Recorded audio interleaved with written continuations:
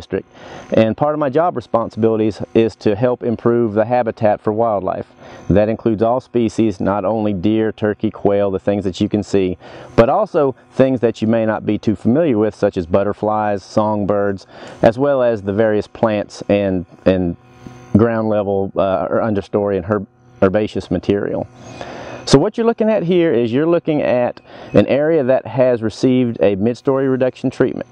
And by mid-story reduction treatment, what I'm talking about is removing all those trees that are about 5 feet tall to about 40 or 50 feet tall. All those trees that don't make it to the tops of these very pine trees. So by removing those mid-story level trees, we increase the amount of sunlight that gets to the forest floor. And if you can look behind me here, you see all the plant growth that this area has received. So we want to increase the amount of sunlight that gets to the forest floor so that we can increase the amount of understory plants, all these ground level vegetation that you see.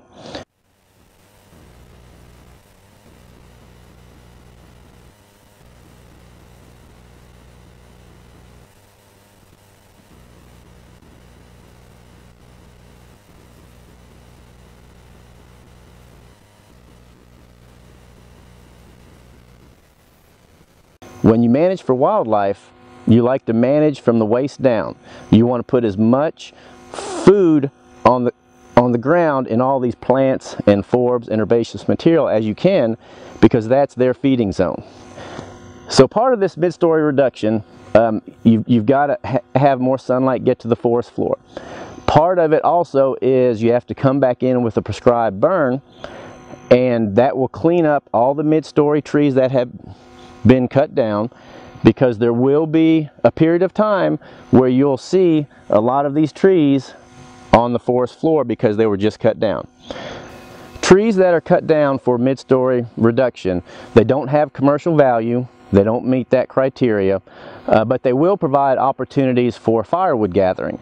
So there will be some benefits to the local community for those that burn firewood to be able to get a permit to come out here and get that firewood that's on the ground.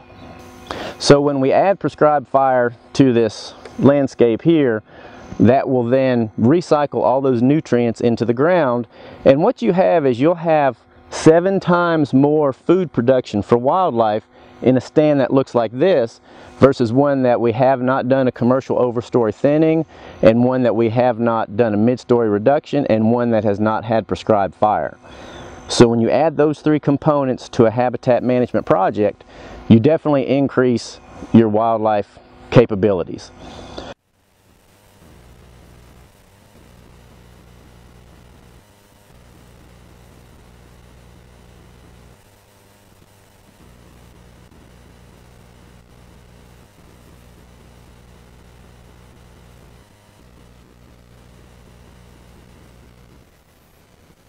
So by opening up this stand with a mid-story reduction, you can get the most diversity of species in here, because you'll get birds that not only are found mostly in wooded environments, but you'll also find birds that are found in more of those open environments.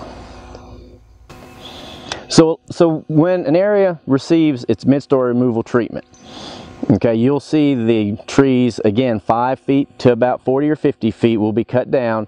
You will see those trees on the forest floor. There will be a period of time where visually it may not be as appealing, definitely not as appealing as what you see here.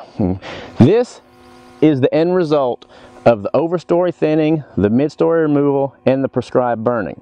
Ultimately, this is what we would expect those areas in the Hochatown Wooey project to look like after we've done the commercial thinning, after we've done the mid-story removal, and after we've done the prescribed fire. So it's a process. It takes a little time to get to that point, but ultimately this is one of the best habitat management concepts that we have for wildlife. One thing to keep in mind with these mid-story reduction projects is that we're not going to remove the entire mid-story. We will not cut those trees that are soft mast producers. And by soft mast, I mean those trees that produce berries. Trees like dogwood, black gum, cherry trees, hawthorns, all those trees that produce those soft fleshy fruits that wildlife like to eat. It doesn't matter how tall those trees are, they will not be cut down. So we will keep that component. We also get a lot, you're cutting down all the hardwood trees. You're going to reduce the acorn component in the stand. So if you look behind me here, over here to my left is a big oak tree, and off to my right behind me is another big oak tree. And if you're able to see back into the forest behind me, you will see a lot of big overstory hardwoods. So as part of this project design is we will leave a lot of the overstory hardwoods, and those big hardwoods will still be available to produce the acorns for squirrels and deer and turkey. So while yes, there will be a reduction in acorn production over the long term, there will not be a total removal of acorn production, and it's those bigger trees that you see behind me that are your immediate acorn producers. Deer, turkey, love to eat acorns. It's not a necessity for them. The more food you can provide on the ground in the way of herbaceous plants and forbs, that's how you want to manage these animals, is from the waist down. So even though they eat acorns, and yes, they will eat them in large quantities when they're available, they don't need them to be healthy. Acorns are kind of like ice cream to us. If it's there, they're going to eat a lot of it.